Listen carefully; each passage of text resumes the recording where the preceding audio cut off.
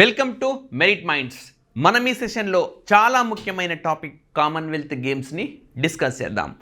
మీరు ఏ competitive examination రాసినా సరే ఇందులోంచి మనం ఒక బిట్ ఎక్స్పెక్ట్ చేయొచ్చు, రైట్? ఈ కామన్వెల్త్ గేమ్స్ ఈ ఏడాది ఏ దేశంలో నిర్వహించినారు, గతంలో అదే దేశంలో ఏ సంవత్సరాలు నిర్వహించినారు, 2030లో ఎక్కడ నిర్వహించబోతున్నారు, ఈసారి మన దేశం తరఫున పతాకధారులు ఎవరు, లేదా మన దేశం నుంచి మొట్టమొదటిసారిగా రైట్ పతకాలు సాధించింది ఎవరు, రైట్? అదేవిధంగా ఏ క్రీడలో భారతదేశం ఎక్కువగా పతకాలు సాధించింది, పతకాల పట్టికలో భారత్ ఎన్నవ స్థానంలో ఉంది, భారత్తో పాటు సమానంగా ఇంకేదైనా దేశం పతకాలను సాధించిందా? సో ఈ విధంగా రకరకాల కోణాల్లో మనకు ఎగ్జామినేషన్లో క్వశ్చన్స్ వచ్చే అవకాశం ఉంది. సో వాటన్నిటిని కూడా మనం ఈ సెషన్లో చూద్దాం. సో కామన్వెల్త్ ఒకప్పుడు బ్రిటిష్ పాలనలో ఉండిన దేశాలన్నీ ఏర్పడిన ఒక వ్యవస్థనే కామన్వెల్త్గా మనం చెప్పుకోవచ్చు. మరి అలాంటి కామన్వెల్త్ గేమ్స్ మనకు మొట్టమొదటిసారిగా కెనడాలో 1930లో నిర్వహించినారు, అంటే 1930లో. అండ్ నెక్స్ట్ మళ్ళీ 2030లో, అంటే కరెక్ట్గా 100 సంవత్సరాల తర్వాత జరగబోయే కామన్వెల్త్ క్రీడలు మన దేశంలో నిర్వహిస్తున్నారు. సో ఇది మనకు ఓ రకంగా గర్వకారణంగా కూడా చెప్పుకోవచ్చు, రైట్? మరి ఈ కామన్వెల్త్ గేమ్స్ గురించి మనం చూస్తే ఈసారి 23 జూలై నుంచి 2 ఆగస్ట్ వరకు ఈ కామన్వెల్త్ గేమ్స్ని నిర్వహించినారు. ఓకే, సో ఇంపార్టెంట్ ఈ డేట్స్ గుర్తుపెట్టుకోవాలి. సో 23 జూలై నుంచి 2 ఆగస్ట్ వరకు ఈ క్రీడలు నిర్వహించినారు. మరి మొత్తం 215 మెడల్స్, 215 మెడల్ ఈవెంట్స్ కోసం ఈ క్రీడా పోటీలు అనేవి జరిగినాయి, రైట్? సో భారత్ ఎన్ని పతకాలను సాధించింది, ఇట్లాంటి అంశాలన్నీ కూడా మనకు బాగా ఇంపార్టెంట్, రైట్? సో చూడండి, మరి పతకాల పట్టికలో అగ్రస్థానంలో ఉన్న దేశం ఆస్ట్రేలియా. ఓకే, చాలా చాలా ఇంపార్టెంట్. సో ఆస్ట్రేలియాతో ఇటీవలే మనము ఈ శాంతియుత అణు ఒప్పందాన్ని, న్యూక్లియర్ డీల్ని కూడా కుదుర్చుకున్నాం. రీసెంట్గా భారత ప్రధానమంత్రి Narendra Modi Indonesia, Australia, New Zealand దేశాలను సందర్శించినారు. ఆ సందర్భంగా ఆస్ట్రేలియాతో మనకు ఒప్పందం కూడా కుదిరింది. Next England. సో ఆ తర్వాత మనకు 3వ స్థానంలో ఉన్నది కెనడా, 4వ స్థానంలో ఉన్నది ఇండియా. సో కామన్వెల్త్ క్రీడల్లో పతకాల పట్టికలో భారత్ ఎన్నవ స్థానంలో ఉంది అని అడుగుతాడు. 4వ స్థానంలో ఉన్నది.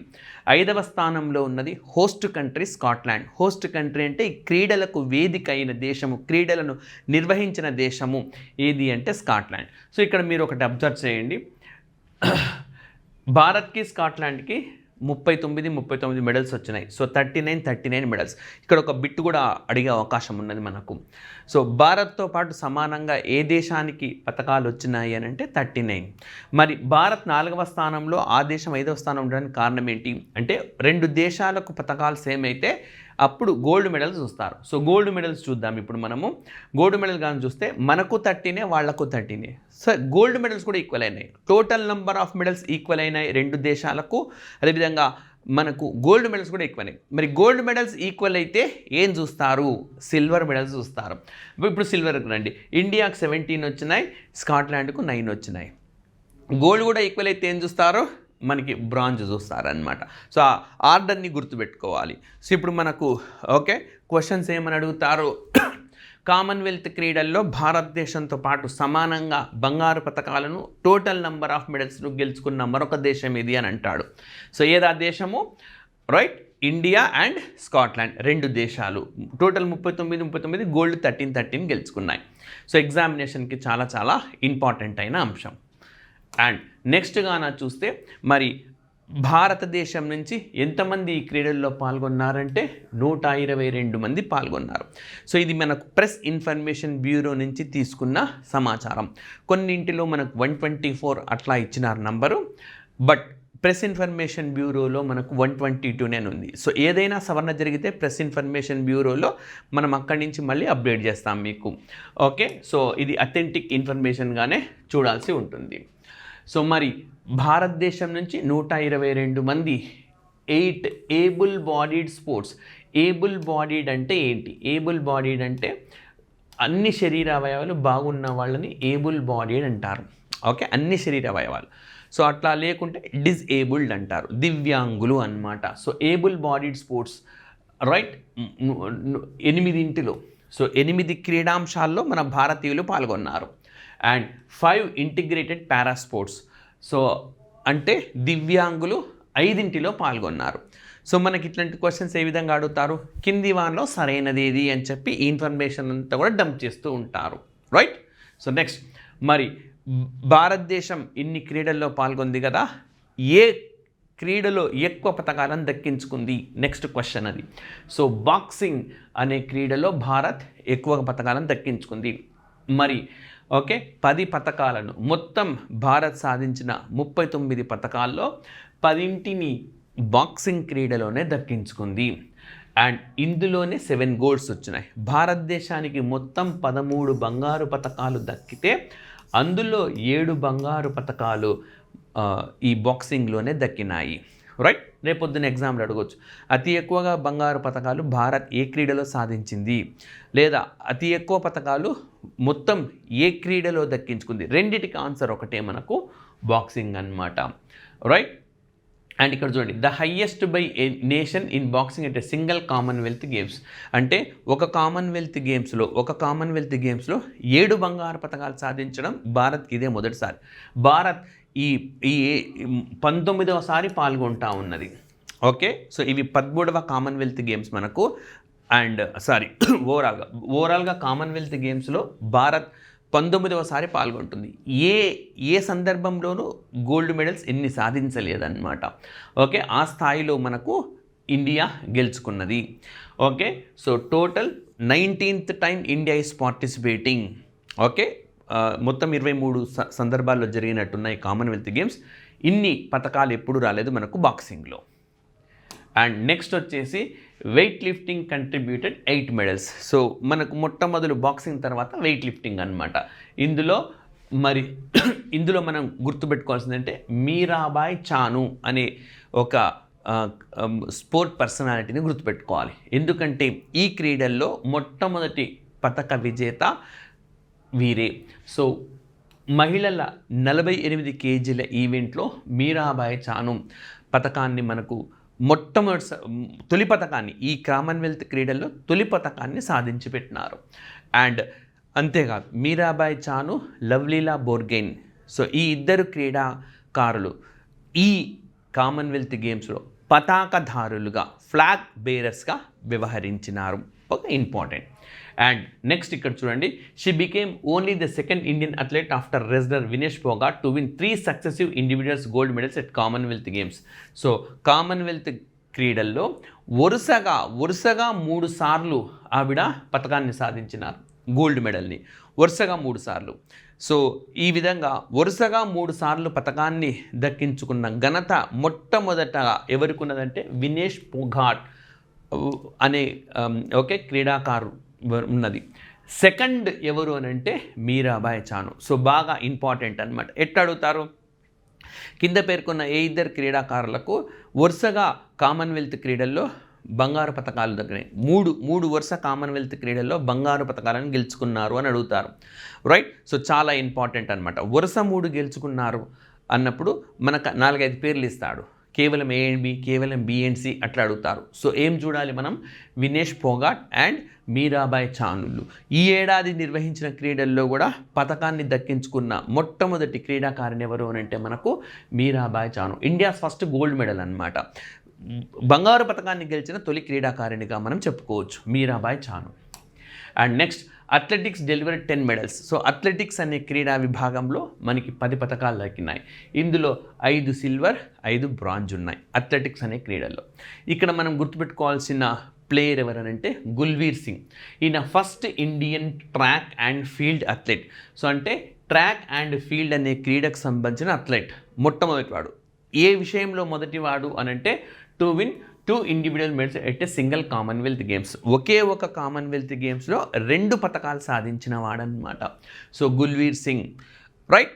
మనము ఇది ఒలింపిక్స్తో ఈక్వేట్ కానా చేస్తే మరి భారతదేశం తరఫు నుంచి స్వతంత్ర భారతదేశంలో చెప్తున్నాను నేను. స్వతంత్ర భారతదేశంలో ఒలింపిక్స్లో ఎవరైనా ఒకే ఒలింపిక్స్లో 2 పతకాలు గెలిచినారా అంటే 2024లో మను బాకర్ ఆ విధమైన విజయాన్ని సాధించినారు. రైట్. సో మను బాకర్, గుల్బీర్ సింగ్ ఒక కామన్ విక్టరీని సాధించినారు. మను బాకర్ ఒలింపిక్స్లో సాధిస్తే గుల్బీర్ సింగ్ కామన్వెల్త్లో సాధించినారు. ఏ క్రీడకు సంబంధించిన వాడు? ట్రాక్ అండ్ ఫీల్డ్ అథ్లెట్కు సంబంధించిన ప్లేయర్ గుల్బీర్ సింగ్ అని చెప్పి. సో రెండింటిని ఈక్వేట్ చేసి అడగవచ్చు. ఒలింపిక్స్లో 2 పతకాలు, అదేవిధంగా ఒకే కామన్వెల్త్ గేమ్స్లో 2 పతకాలు గెలిచిన ఆ ట్రాక్ అండ్ ఫీల్డ్ ప్లేయర్ ఎవరు అని చెప్పి అడిగినారనుకోండి, మను బాకర్ అండ్ మనకు గుల్బీర్ సింగ్. అలా కాకుండా వేరు ఒలింపిక్స్లో పతకాలు సాధించిన వాళ్ళు ఉన్నారంటే ఉన్నారు. సో మొట్టమొదటి మనకు సుశీల్ కుమార్ 2008లో 2012లో 2 సందర్భాల్లో ఆయన పతకాలను సాధించినారు. అదేవిధంగా పివి సింధు ఇటీవలే జపాన్ టోర్నీని గెలుచుకొని ఈ గద్ద దక్కించుకున్న తొలి మహిళా క్రీడాకారిణిగా కూడా ఒక రికార్డ్ క్రియేట్ చేసినారు. సో ఆవిడ 2016లో 2020 ఒలింపిక్స్లలో పతకాన్ని సాధించినారు. నీరజ్ చోప్రా 2020, 2024 ఒలింపిక్స్లో పతకాలను సాధించినారు. మను బాకర్ మొత్తం 2024లో రెండింటిని సాధించినారు. ఇప్పుడు మనకు గుల్బీర్ సింగ్. సో ఇట్లా అన్నీ ఈక్వేట్ చేసుకుంటూ మనము చదువుకోవాల్సి ఉంటుంది. రైట్. సో ఇట్లాంటి కంటెంట్ అంతా మీకు మెరిట్ మైండ్స్ మ్యాగజైన్లో ప్రతి నెల విడుదలయ్యే సంచికలో అందిస్తూ ఉంటాం.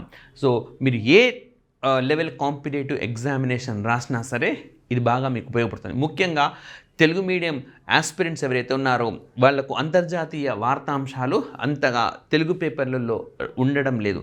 ఈ నేపథ్యంలో రైట్ అవన్నీ కూడా so UNO and Commonwealth games సంబంధించిన వెబ్సైట్స్, ప్రెస్ ఇన్ఫర్మేషన్ బ్యూరో వెబ్సైట్స్లో నుంచి అవి క్వాలిటేటివ్గా ట్రాన్స్లేట్ చేసి మీకు అందిస్తాం. కాబట్టి ఆ మ్యాగజైన్ తప్పక చదవండి. Right. And silver in the men's 10,000 metres and bronze in the 5,000 మీటర్స్లో మనకు గుల్బీర్ సింగ్ గెలిచాడు. అండ్ నెక్స్ట్ వచ్చేసి మనకు para athletes. So para athletes Commonwealth క్రీడల్లో ద బెస్ట్ పర్ఫామ్ చేసినారు ఈసారి మనకు. రైట్. 7 మెడల్స్ అన్నమాట. మరి రైట్ మనకు ఏబుల్ బాడీడ్ వాళ్ళు మొత్తం 39 పతకాలు గెలిస్తే వీళ్ళు మొత్తం 7 పతకాలను గెలుచుకున్నారు. ఇందులో 3 బంగారు పతకాలు, 2 సిల్వర్ పతకాలు, 2 బ్రాంజ్ పతకాలు ఉన్నాయి. సో 3+2+2 మొత్తం 7 మెడల్స్ని ఈ దివ్యాంగులు వీళ్ళు మనకు సాధించి పెట్టినారు. సో దేశానికి వీళ్ళంతా కూడా గర్వకారణంగా నిలిచినారని చెప్పుకోవచ్చు. మంచి పర్ఫార్మెన్స్ని చూపెట్టినారు. అండ్ జూడో, ఇది ఒకటి గుర్తుపెట్టుకోవాలా. So judo also produced a historic performance with the Asmita Dey. So Asmita Dey అనే player India's first Commonwealth Games championship in the sport before Harsh Singh added another gold. So judo క్రీడకు సంబంధించి భారతదేశం నుంచి పతకాన్ని గెలిచిన మొట్టమొదటి ప్లేయర్ ఎవరంటే అస్మితా డే. సో తొలి కాబట్టి మనం గుర్తుపెట్టుకోవాలి. సో ఆ వెంటనే మనకు హర్ష్ సింగ్ కూడా మరొక బంగారు పతకాన్ని సాధించి ఆ జాబితాలో 2వ వ్యక్తిగా చేరిపోయారు. బట్ ఫస్ట్ ఎవరు అంటే అస్మితా డే. సో అస్మితా డే ఏ క్రీడతో ముడిపడున్నారు అని మనం క్వశ్చన్ ఎక్స్పెక్ట్ చేయొచ్చు. జూడోతో ముడిపడున్నారు. కామన్వెల్త్ క్రీడల్లో మంచి ప్రతిభను వీళ్ళు ప్రదర్శించినారు. రైట్. అండ్ నెక్స్ట్ మరి ఫైనల్ మెడల్ టాలీగాను మనం చూస్తే క్రీడల వారీగా సో బాక్సింగ్లో 10, అథ్లెటిక్స్లో 10, వెయిట్ లిఫ్టింగ్లో 8, పారా అథ్లెటిక్స్ 6, జూడోలో 4 అండ్ పారా పవర్ లిఫ్టింగ్లో 1. సో టోటల్గా మనకు 39 పతకాలు అనేవి ఈ కామన్వెల్త్ క్రీడలు దక్కినాయి. సో అత్యధికంగా మనకు బాక్సింగ్లో, మరి బాక్సింగ్లో అథ్లెటిక్స్లో ఒకేలా ఉన్నాయి కదంటే అప్పుడు బంగారు పతకాలను మనం టాలీ చేయాల్సి వస్తుంది. సో మనకు బంగారు పతకాలు ఎక్కువగా ఎందులో దక్కినాయి? బాక్సింగ్లో దక్కినాయి. సో ఇదే టాపిక్ డిస్కస్ చేసినాం కదా. భారత్తో పాటు సమానంగా పతకాలను సాధించిన దేశం ఏది అనుకుంటే ఏమనుకున్నాం మనం? స్కాట్లాండ్ అని అనుకున్నాం. రైట్. అయితే బంగారు పతకాలు చూడాలి. అవి కూడా 2 దేశాలు సమానంగా సాధించినాయి. నెక్స్ట్ మనం సిల్వర్ మెడల్స్ చూసినాం. సిల్వర్ మెడల్స్లో India is ahead of Scotland. So భారతదేశం స్కాట్లాండ్ కంటే ముందున్న నేపథ్యంలో మరి మన దేశానికి 4వ ర్యాంకును కేటాయించి 5వ ర్యాంకును ఎవరికి కేటాయించినారు? స్కాట్లాండ్ కేటాయించినారు. సో అది రూల్ అన్నమాట మనకు. రైట్. మరి గ్లాస్గో ఎడిషన్ ఇప్పుడు పూర్తయిపోయింది మనకు. India's overall Commonwealth. సో ఇప్పటి వరకు అన్ని కామన్వెల్త్ గేమ్స్ నేను చెప్పినాను కదా, భారత్ కామన్వెల్త్ గేమ్స్లో పార్టిసిపేట్ చేయడం ఇది 19వ సారి. సో ఇన్ని సార్లలో మనం గెలుచుకున్న పతకాల సంఖ్య 603. సో నేరుగా అడగొచ్చు అనమాట. As of now in the Commonwealth games how many medals India achieved. So ఎన్ని పథకాలను భారతదేశం సాధించింది అంటే 603 పథకాలను సాధించింది. ఎన్నిసార్లు ఇప్పటివరకు అపియర్ అయింది అంటే 19 టైమ్స్. 1934 నుంచి అపియర్ అవుతా ఉన్నది. 1930లో ఈ క్రీడలు ప్రారంభమైనప్పటికీ భారత్ పార్టిసిపేషన్ మాత్రం 1934 నుంచే ఉన్నది. Okay, so 4th most successful nation in games history. So ఈ కామన్వెల్త్ క్రీడల చరిత్రలో విజయవంతమైన దేశాల్లో, ప్రతిభ చూపుతున్న దేశాల జాబితాలో కూడా 4వ స్థానంలో ఉన్నది. సో ఆస్ట్రేలియా, ఇంగ్లాండ్, కెనడా తర్వాత భారత్ నిలిచింది అని చెప్పుకోవచ్చు. రైట్. అండ్ నెక్స్ట్ మరి ఓకే, ఈ స్కాట్లాండ్లో నిర్వహించిన మనకు 23rd కామన్వెల్త్ గేమ్స్ ఇవి. రైట్. అండ్ మరి ఇదే ఓకే దేశంలో, ఇదే ప్రాంతంలో గతంలో ఎప్పుడు నిర్వహించారంటే 1970లో ఒకసారి, 1986లో ఒకసారి, 2014లో ఒకసారి. ఓకే, గుర్తుపెట్టుకోండి. 1970లో ఒకసారి, 1986లో ఒకసారి, 2014లో ఒకసారి. ఇన్ని సందర్భాల్లో నిర్వహించినారు. సో 1970 అనగానే ప్రతి కాంపిటేటివ్ ఎగ్జామినేషన్స్కి ప్రిపేర్ అయ్యే ప్రతి ఆస్పిరెంట్కి కూడా ఒక పాయింట్ గుర్తుకు రావాలి. ఏంటి ఆ పాయింట్ అనంటే, రైట్, భారతదేశంలో మనకు భారత ప్రధాన భూభాగంలో మనకు పూర్తి స్థాయిలో దక్షిణాన ఉన్నది వివేకానంద రాక్ మెమోరియల్. 1970లోనే దీన్ని కన్స్ట్రక్ట్ చేసినారు. So Vivekananda rock memorial.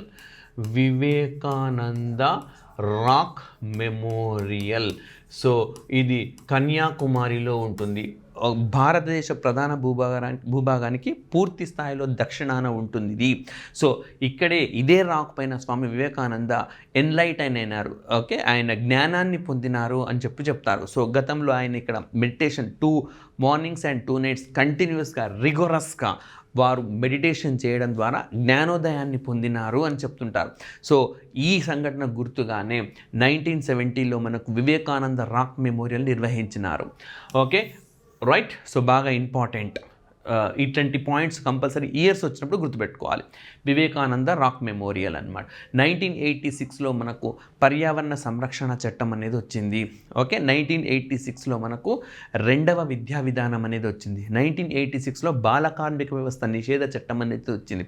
1986లో national crime record బ్యూరోని establish చేసినారు. సో చాలా ఈవెంట్స్. ఈవెన్ 1985లో మనకు ఇగ్నోని ఏర్పాటు చేస్తున్నట్టుగా అన్ని ప్రక్రియలు పూర్తయినా 1986లో ప్రారంభమైంది గా చెప్పుకోవచ్చు అనమాట. ఇగ్నో ప్రపంచంలోనే అతిపెద్ద ఓపెన్ యూనివర్సిటీగా మనం చెప్పుకోవచ్చు.